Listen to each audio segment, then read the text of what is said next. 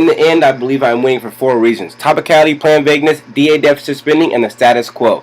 Topicality. So first, my opponent said that the federal law will bar porn from coming into the homes, and therefore that is a heavy regulation. However, my opponent does drop my 3 violations that I mentioned.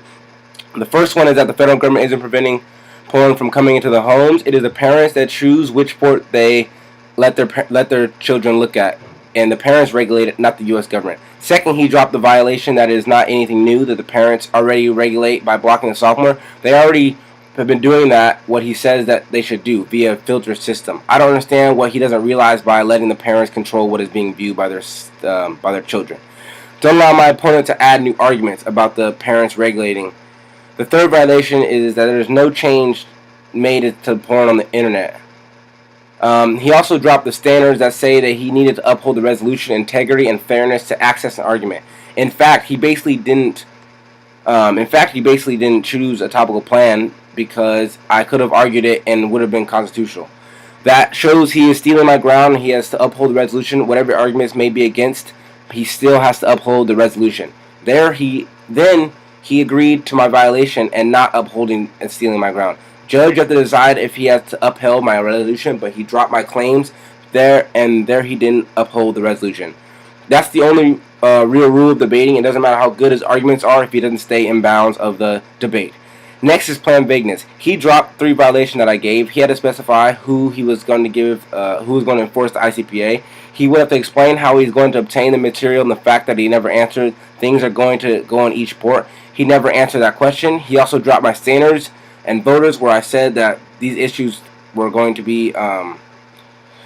He agreed that he should have done that for speech. The third violation is that he dropped that would create a task force, and it had to sort through millions of websites. Websites are always changing, and how are we supposed to fund this?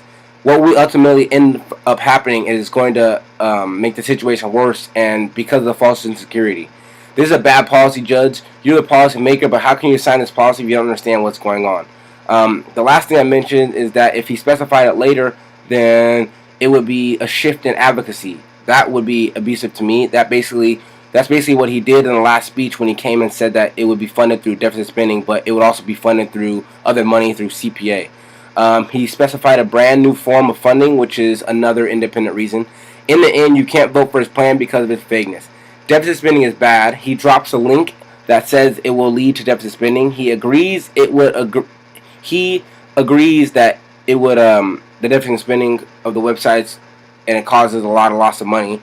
But his only argument to ask why this is bad, he says that we've had one Great Depression. This doesn't need much explanation because of what we just went through in our government shutdown and default because of deficit spending. I also want to point out that my opponent never says why this is good. It is clearly not for the following reasons. Number one, his plan pushes us closer, if not to the brink of another government default. The second reason that is bad, that because we spend, according to the IHS, we will spend $1 trillion in a year by 2020. Most of this is going to be foreign exchange, which means it's money we're losing to the things that are valued in our world, and that's the reason it makes it a bad idea. Third, it also decreases consumer confidence. More debt negatively influenced to the economy leads to less jobs and employment.